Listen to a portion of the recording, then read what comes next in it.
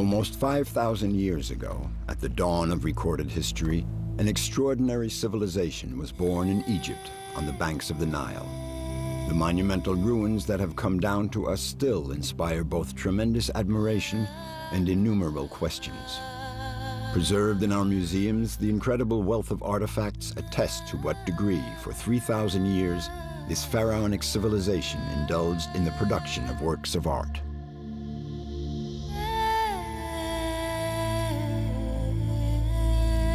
Behind this immense creative output lies an essential figure, the man who with a simple sharpened reed or brush gives birth to all Egyptian art. Engraved on a stele found in Abydos, one of these men appears seated next to his wife, and for anyone who knows how to read the hieroglyphs engraved on the stone, he himself describes his qualifications. I know how to estimate dimensions, recut, and fit until an element is in place. I know the posture of the male statue and the appearance of the female, the attitude of the 11 birds of prey, the arm movements of a hippopotamus hunter, and the leg movements of a running man. I know how to make pigments and products that melt without fire burning them, and that, moreover, are insoluble in water. Nobody will know of this except me and my eldest son, the god having ordered that he become an initiate.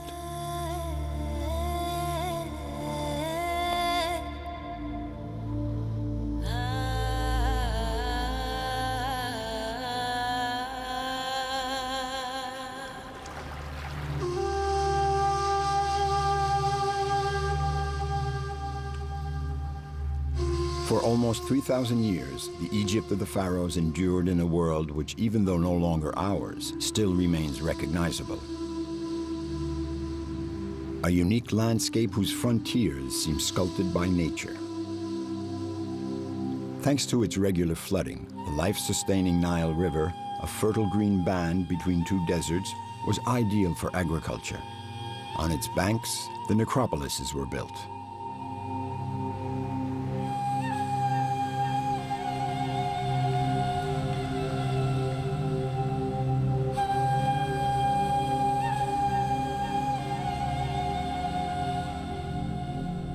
Of this world, among the vestiges which continue to be discovered thanks to archaeological excavations, there is scarcely an object or pillar that doesn't bear the trace of a drawing or an inscription.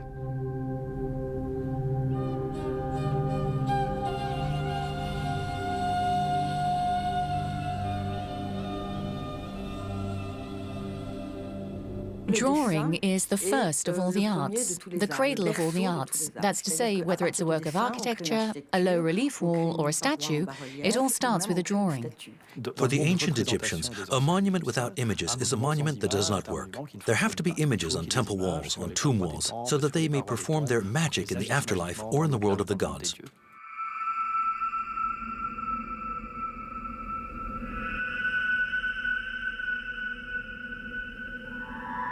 The necropolis of the ancient kingdom and the graves of its highest-ranking officials is located in the region of Saqqara, in northern Egypt, near the pyramid of the pharaoh Djoser. It is largely thanks to the discovery of the funeral chapels and tombs of the nobility that we first came in contact with Egyptian art.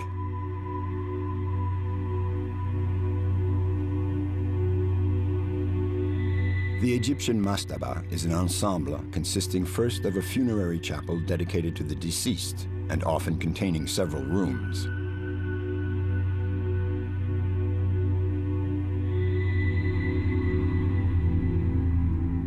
Underneath this chapel, a deep shaft was dug that led to a burial chamber in which were placed the sarcophagus and the mummy of the deceased. The shaft was then walled up.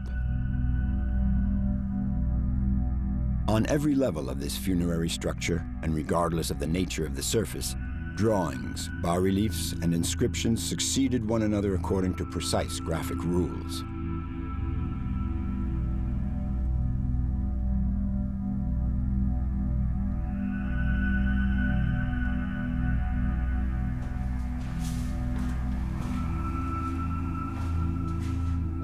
We're in the chapel of a figure named Erukapta. This is the visible part of his tomb where the funeral ceremony took place. According to the writing on the buttresses that separate the statues, we know that it identifies the deceased.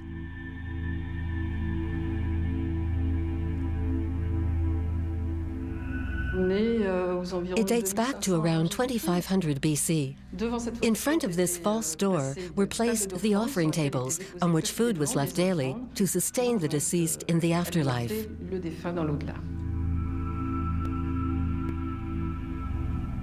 So here are his principal titles. He was a Wab priest. He was chief butcher in the royal palace. And he's favored with the title Imaru by the great god.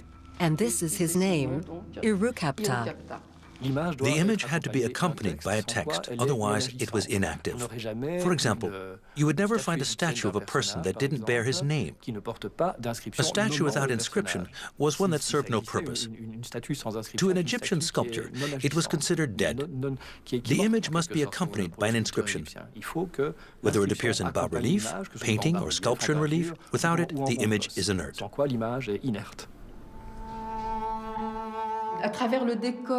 These images are meant to show who he was in life. He was chief butcher in the royal palace, but their purpose is also to present all of the elements that allow the deceased to continue to exist. They represent everything necessary to nourish the deceased and that will allow him to survive in the afterlife. From the 10th dynasty, we begin to see representations of funerary meals, and little by little, the designs become more complex. Beyond the daily offering, we also begin to see how these offerings were produced, which leads to entire scenes based on agriculture, crafts, and fishing.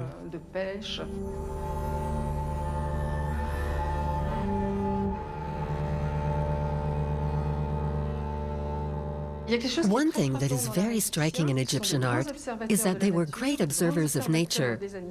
It's true that they were always very skilled in their representation of animals. You see it very well with these birds. The images are obviously very stylized, but at the same time, there's an attempt at naturalism, and you can always precisely identify the species represented.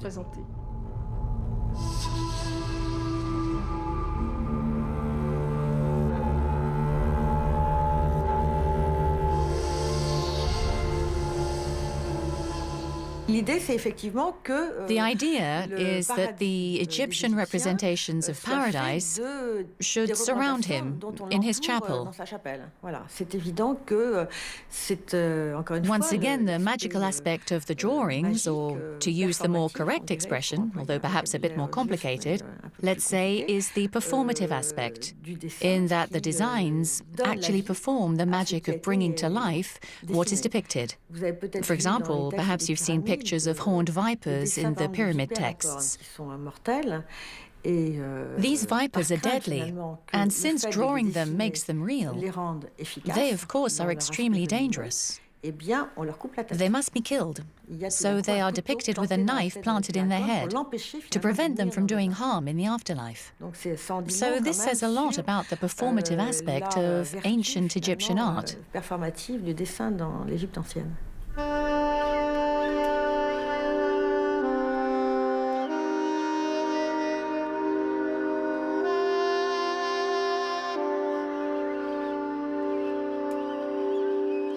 We immediately recognize an Egyptian image simply because it is based on a series of conventions that never changed at all over 3,000 years. It's a system to which we sometimes refer to as aspective, because it aims at combining the most characteristic elements of a composition in the core of what is represented. For example, if it represents a human face, you will see the face in profile. Because a face represented in profile, the nose, the mouth, the chin, and the contour of the face in profile is much more expressive than than a full-face portrait, at least according to the Egyptians.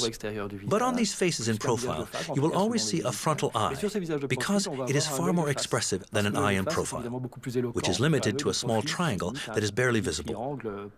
And so this system is applied to all Egyptian images. So there's a rotation of planes, there's a means of simplifying the art, bringing things to the frontal plane, and rotating, for example, shoulders and hips and so on, so that everything is readable. In other words, if the person is shown in perspective, one leg might cover the other leg. Therefore, it doesn't exist. But if you extend the far leg, then it is seen by the viewer, and so both legs exist. So there's no doubt as to the figure having two legs, two arms, and so on. There is no room for ambiguity, and that is why the Egyptian image is always a static image.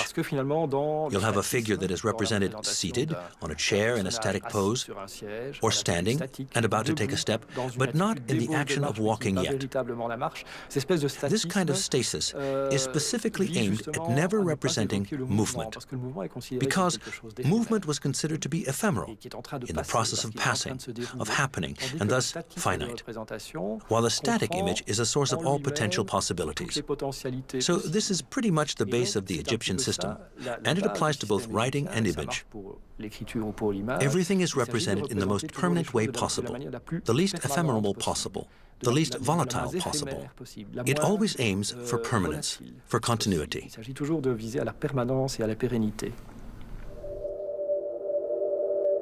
15 meters underneath this chapel lies the tomb of Mereruka, vizier to the 6th dynasty pharaoh, Teti. Some 23 centuries before Christ appears the proof that images magically substituted for reality. After the burial of Mereruka, the room was sealed off so that people couldn't physically enter with offerings. The images that decorate the walls are there to magically replace them. On one wall, the only one that has been partly painted, are vases and large receptacles in various sizes and shapes. 2 lines of text frame these images. They describe the list of offerings: 1,000 round loaves of bread, 1,000 jars of beer, 2,000 gazelles, and many other dishes to feed the deceased in the afterlife. As of about 2000 BC, the sarcophagus was made of wood and continued to be entirely covered with drawings and magic formulas.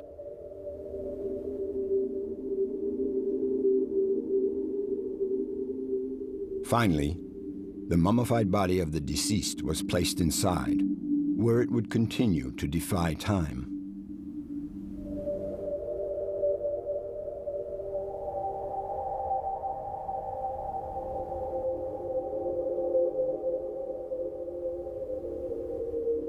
In certain tombs, beside the mummy or slipped into its bandages, were found rolls of papyrus. These manuscripts were known as the Book of the Dead, literally translated as the Book of Coming Forth into the Day, proving the Egyptians believed in life after death.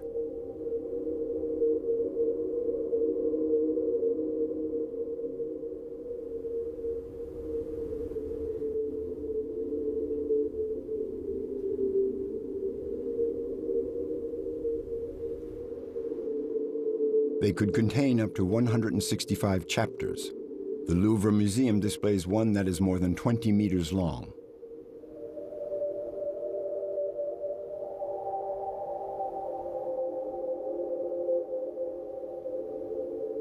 The Book of the Dead is a religious anthology that is a sort of guide to the afterlife, a kind of manual on how to travel through the afterlife to reach the kingdom of Osiris, the kingdom of the dead. This book is composed of texts and images that complement each other in a regular manner, but quite different from how texts and images traditionally correspond to each other in the tombs and temples, because here they are like separate elements of an illustrated book.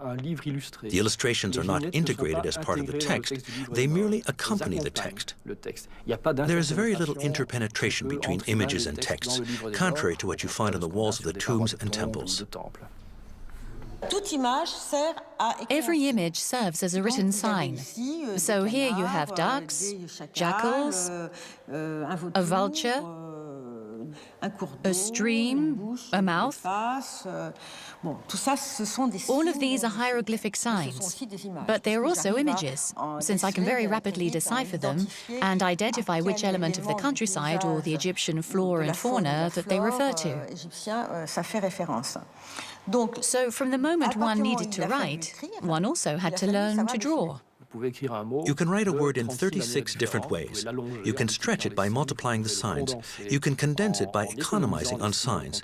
And so it's an extremely adaptable system, which also allows you to improve the visual appearance of the text. When you look at an Egyptian text, it is always beautifully laid out on the page. The columns are absolutely straight, the length of the lines doesn't vary, and simply because the scribe, who perfectly masters this play of images and writing signs, manages to lengthen or shorten the words depending upon the space that's available to him. The Egyptians used the same term for to write and to draw. This is the verb sesh, which can be more generally translated as to trace. This common root confirms the interpretation of writing and drawing in ancient Egypt.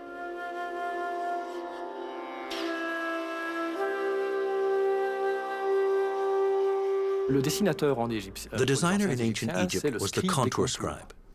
So this is a scribe, someone who writes, but specializes in designing the contours of images. That is the Egyptian designer, what we call a contour scribe. And this makes us realize the ambiguity surrounding the status of the scribe and the designer, whose professions were not strictly separated from each other. The scribe designed and the designer wrote. We realize this when we look at the documents from the site of Der el Medina, for example, which was a village of Theban craftsmen who decorated the royal tombs in the Valley of the Kings and the tombs of the great dignitaries of the New Kingdom. We found an enormous amount of drawings in this village, and they established that professional designers also mastered and even played with writing. They combined images and writing with great dexterity, so had to be quite literate. They were people who could also write, so there was no clear distinction between the two professions, between scribe and designer. This brings up the question of the hierarchy between the scribe and the designer. We now understand, by looking slightly differently at designs that interest us, that there did exist, in fact, a real hierarchy, as there also did in Europe later on. For example, in the Middle Ages, designers didn't necessarily know how to write. We realize in looking at a number of Egyptian monuments that certain designers decorated the walls of a tomb and then were expected to write the hieroglyphic dedication. And since we are familiar with Egyptian grammar, thanks to Champollion and his successors, we notice that there are huge mistakes, not only in spelling, but in grammar. So it's obvious that certain designers designed, but didn't know how to write very well. They had the rudiments of graphic text, but they were better designers than scribes. All the literary texts that we have written by scribes show to what degree the mission of the scribe was not only to help the government collect taxes, but also there was a whole category of scribes who devoted themselves to the transmission of literary and moral texts. These are what we call sapiential texts, wisdom texts, that from generation to generation defined the duties and moral precepts that governed Egyptian society. And these particular scribes were undoubtedly the elite of scribes. So we can assume, with certainly a few exceptions, that the scribes who wrote were the elite, and those who designed came slightly below them, in that they were not necessarily expected to know how to write.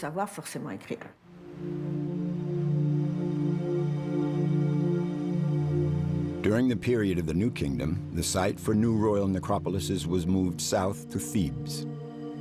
Between 1500 and 1000 BC, Egypt enjoyed the most glorious and prosperous period in all Egyptian history. During 3 dynasties lasting nearly 5 centuries, the mountains on the west side of the Nile across from Thebes became the Valley of the Kings. And like Saqqara, the elite of the kingdom were buried near their sovereigns. It's here, in this Theban necropolis, under the reign of Amenhotep II, monarch of the 18th dynasty, that the cupbearer of the king, whose name was Sumnyat, chose to be buried. His mastaba, closed to the public today, allows us to grasp some of the trade secrets of these artists, responsible for the decoration of chapels and tombs.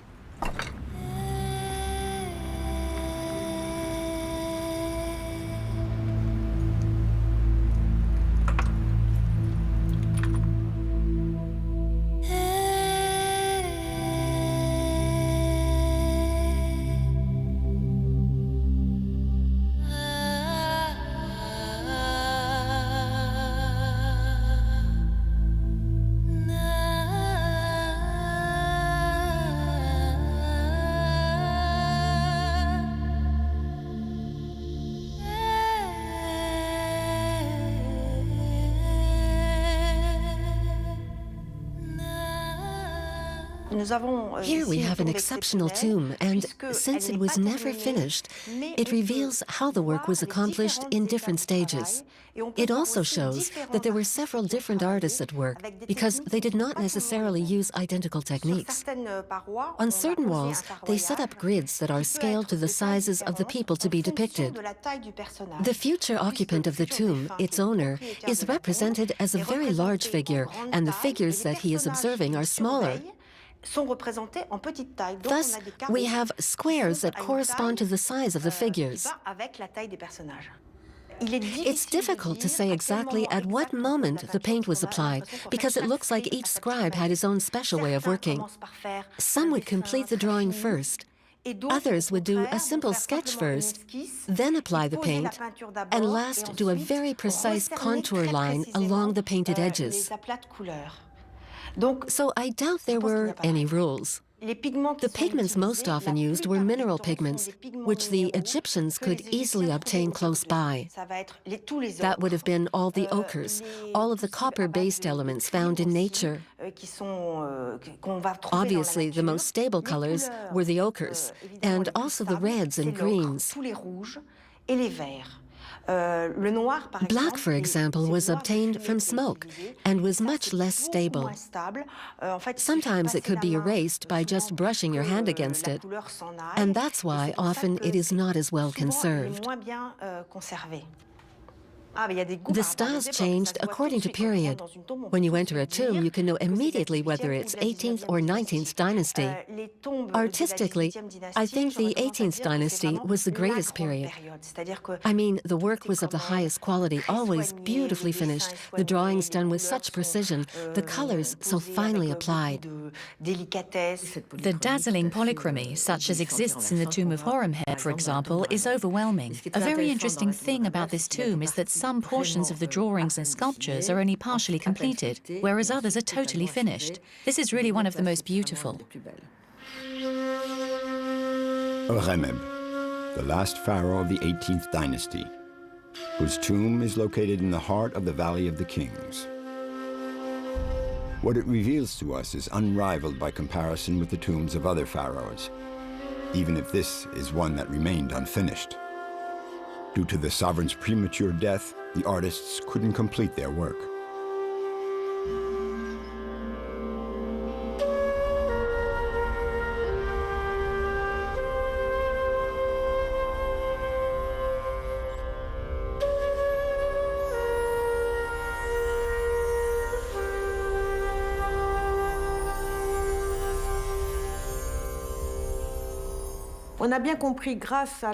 Thanks to documentation that has come to light concerning the Valley of the Kings and Deir el-Medin, we have learned that the workforce assigned to the Valley of the Kings was already divided into two groups. There was left and right. This is a well-known fact, and it's evident that there was even a sort of rivalry between the foremen, left and right. There were the workers who did the basic tasks, the quarrymen, let's say, who dug into the mountain and then excavated the corridor which would eventually lead to the tomb, which would also have to be excavated. Apparently, during the 20th dynasty, there were teams of 120 men. That makes 60 on each side. And then there were the foremen and also the scribes, who checked attendance each morning, took note of it, and also kept a record of the work's progress. We actually have the papyruses that give us a day-by-day account.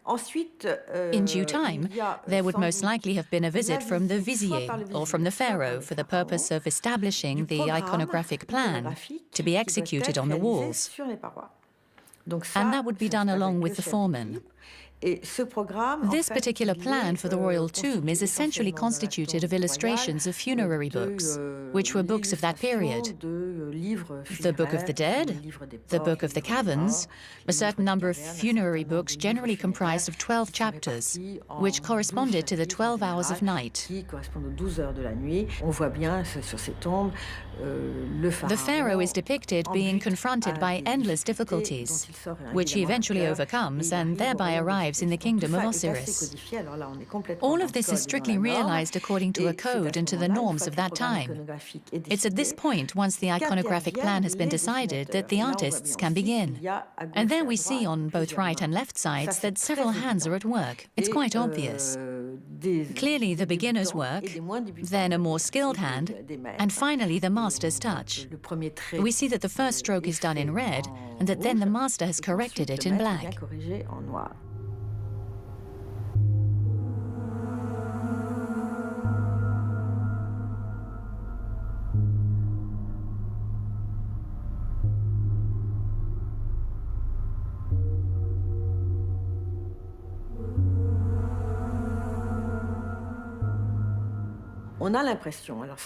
We have the impression, at least that's what I imagine, that in the Valley of the Kings, artists are also scribes. Because it's often clear that the hand that did the writing is also the same that did the drawing. Then comes the sculptor's turn. And with extraordinary talent, he will shape the figures of the pharaoh, of the gods, and sometimes even engrave the hieroglyphs.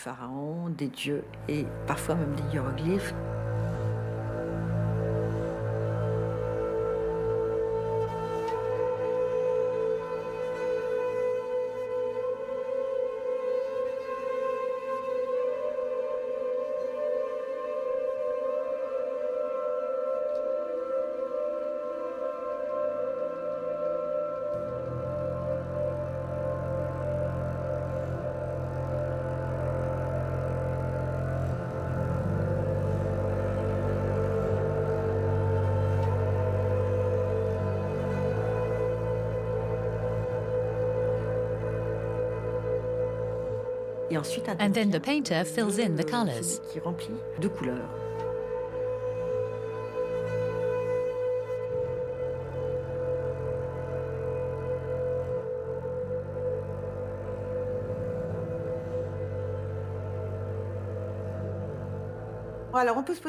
We may also wonder if there was a painter who specialized in black, another in red, mauve, blue, etc. That's a question we can't answer since it's not mentioned in the texts, but we can imagine that perhaps to speed things up, there could have been painters who specialized in certain colors. It's obviously the case for that final black stroke. A very exceptional tomb is the tomb of Ramses, located in the Theban necropolis. What is so lovely here is the simple drawing with the bas-relief sculpture. Only the eyes have been enhanced in black, with no other colors added.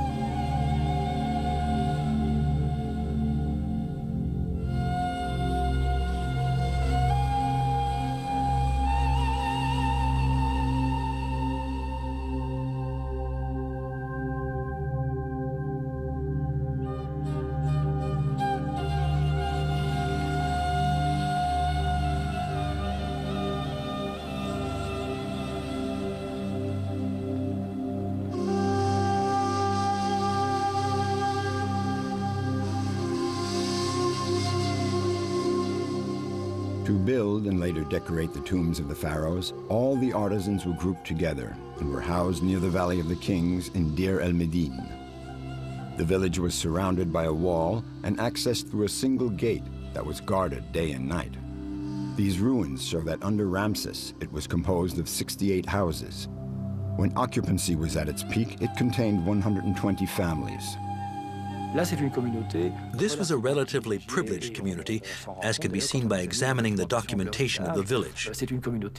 For example, this community lived according to a series of social rules and received its provisions from the governing powers. So it really was a somewhat privileged community. Its inhabitants were literate, and though they may not have belonged to the Egyptian ruling elite, they certainly were highly regarded throughout the region of Thebes. One can't really separate the scribes from the architects, the designers, and the painters. Most likely they all belong in an identical creative context. And sometimes certain scribes were obviously both painters and architects. On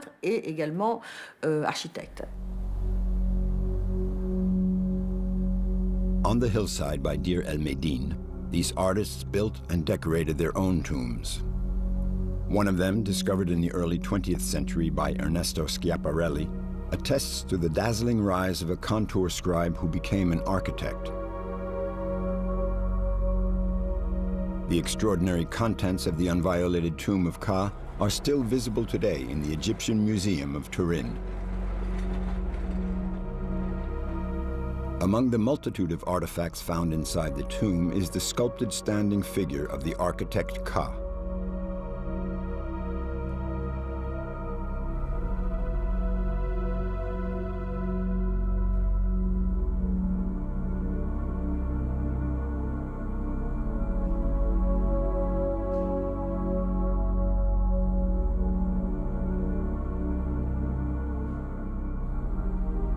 Ka was certainly started his career as a scribe. He could not have made the career ladder he did without a scribal training.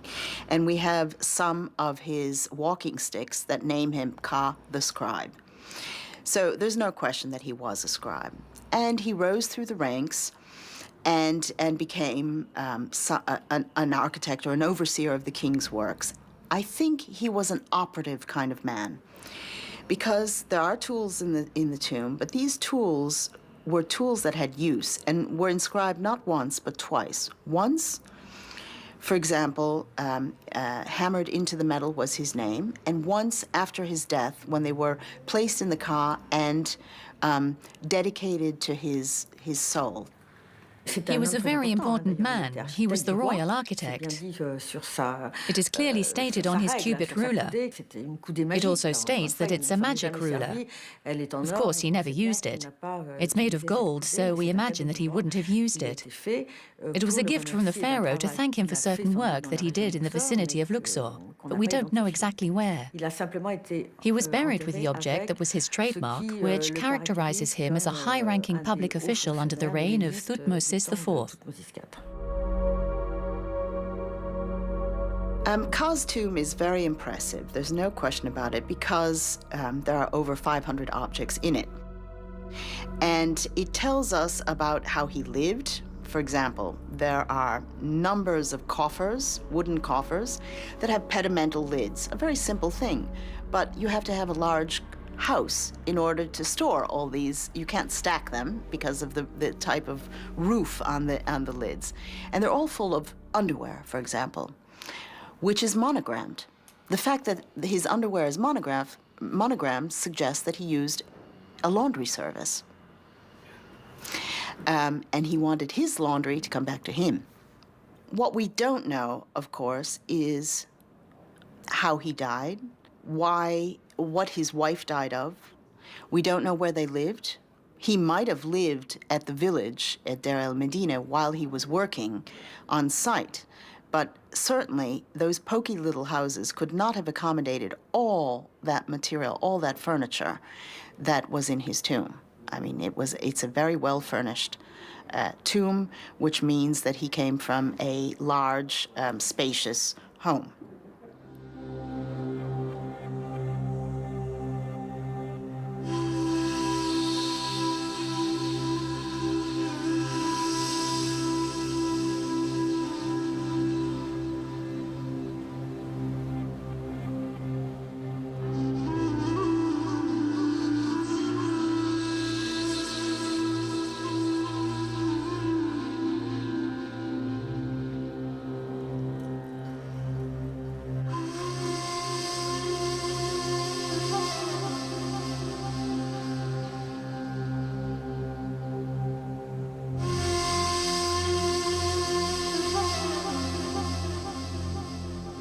Under the auspices of another pyramid, far from the banks of the Nile and its necropolises, the crouching scribe continues to grace the galleries of the Musée du Louvre with his enigmatic presence.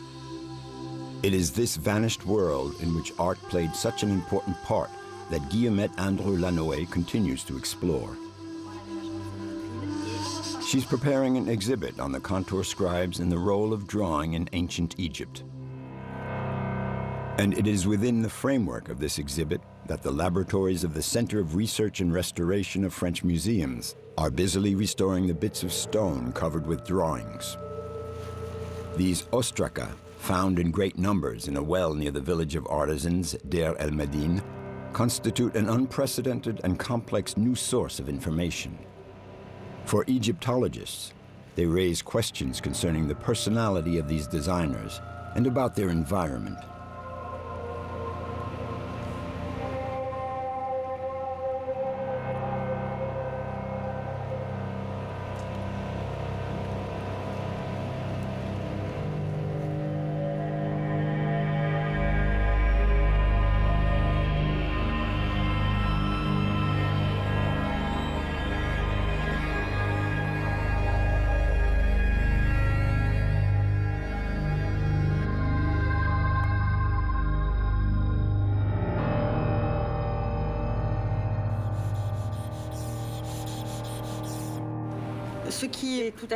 What is most revealing and completely unique in this category of objects is that, for once, they express the scribes' individual inspiration and how they chose to trace the contours that gave free rein to their imagination. Not on paper, since there was no paper, but on stone chips or pot shards. We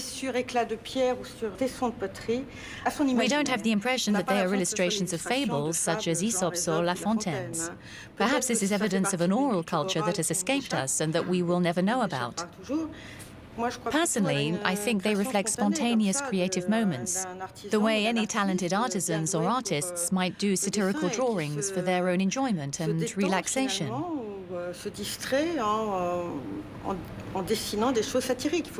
One must remember they were under a lot of pressure due to the strict moral codes.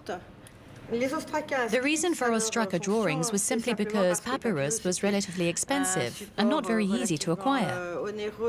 So it was simpler to write on stones that served as a kind of notepad. The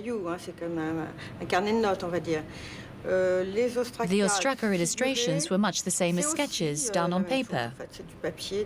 But we don't at all know if there was some specific purpose they may have served. The more we advance, the less we know.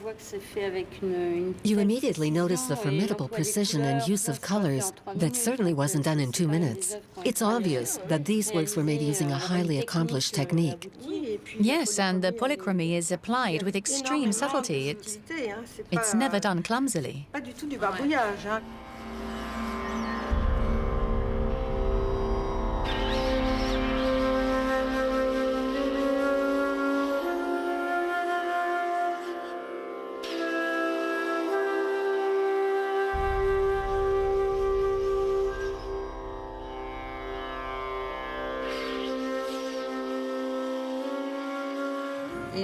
You can see that the dogs aren't all the same breed, and the hairs are rendered in such detail. Now this one isn't the same thing at all. It's quite an amusing ostraka. It's an order for a window. So a carpenter has received this order, and on it there is also a drawing of the window with all the specific dimensions. And it says, "Do it really fast. By tomorrow." I think some are actually drafts, yes. They're working on maybe a contour that they want to get right. But the dancer, the dancer doing the backbend is certainly something else. It's done for the delectation of the man. These are men, after all. These aren't women. These are men who are drawing for their own pleasure and their own delectation when they're not actually working on serious doodles or serious sketches. So I think this is what men do. A man who has a good hand, a good pen, will often turn to something that is slightly semi-erotic, and that's what it is. It so happens that the Egyptians, particularly in Upper Egypt, regularly did a dance with a baton. In southern Egypt, it was usually done during parties that celebrated the completion of a building project. And there were always a few workers who started to sing. And here we imagine that there is about to be a sort of contest. Perhaps it's a sword fight. What's curious is the way they are dressed. At the same time, there's this bald man with hair hanging down his neck. He's what might be called a ruffian, a man of the people. He's not very stylish. It would seem that when the Egyptian elite wanted to be entertained, with scenes of everyday life, or especially satirical scenes, they had no desire to have these enacted by members of their own rank. They preferred to watch these rustics given to brawling and cavorting of all sorts. This medium was used to satisfy their fantasies, and all these men are represented on the erotic papyrus of Turin. A member of the elite is never depicted. They're all pot-bellied and bald. The erotic papyrus of Turin is now in very bad condition, but that wasn't the case in 1825 when Champollion discovered it. It's undoubtedly to his friend Rossellini that we owe 2 copies on vellum paper. One of these copies, recently found in the Musée du Louvre and subsequently restored, allows us to see the papyrus in its entirety. The erotic papyrus is interesting. I think, once again, we're talking about artists who live in the desert, who live and work in the desert. And a piece of expensive papyrus has fallen off the back of a lorry, and they put it to good use for the delectation of each other, and they make this erotic papyrus. It might have importance, political importance. It might be about the priests or what the priests in the temples get up to. Who knows? We don't know. But what's more interesting is the fact that the erotic papyrus is one part erotic and one part satiric. Now, what I would like to know is whether the satiric part was shown to the family, rolled up, and the erotic part was only shown among the men and not the women and the women folk and the children. It's the juxtaposition of the two themes that interests me. Why, in one papyrus, do you have something that is a story about mice doing human things, and the other part of the papyrus is outrageously erotic?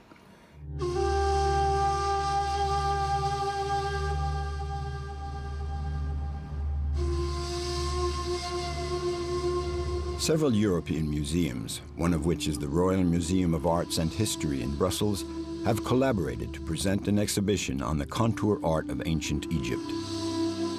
And thus certain works must be sent to Paris and the Musée du Louvre.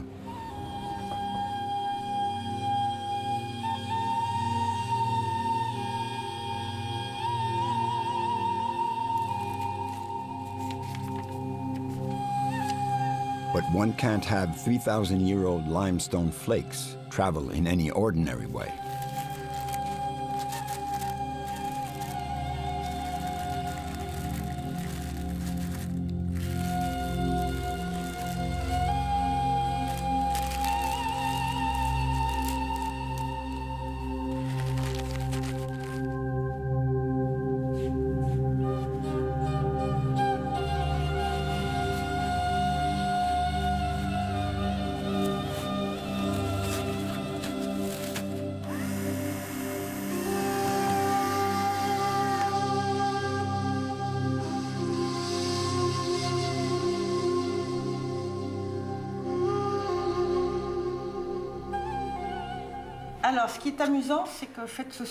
Here's something interesting. These 2 objects are both made out of wood. There are these beautifully traced lines. So even though it's just a wooden base, the veins of wood stand out. So it's really the design that creates and expresses more of a feeling than an idea. I thought that if by some magic you couldn't manage to fit them in together, there might be some other way to do it. It's a tight fit, but by moving things around a bit, we'll manage. That's also very lovely.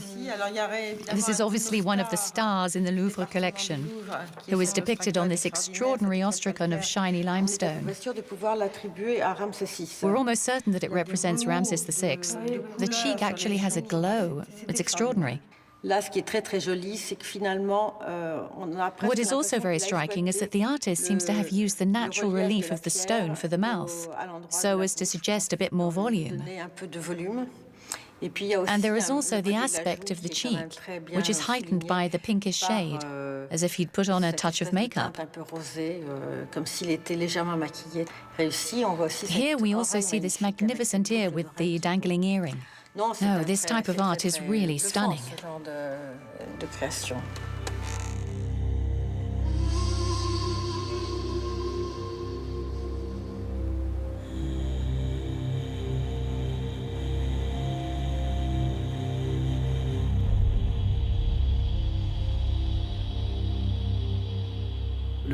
The Egyptian graphic system is a system that adds images or writing signs.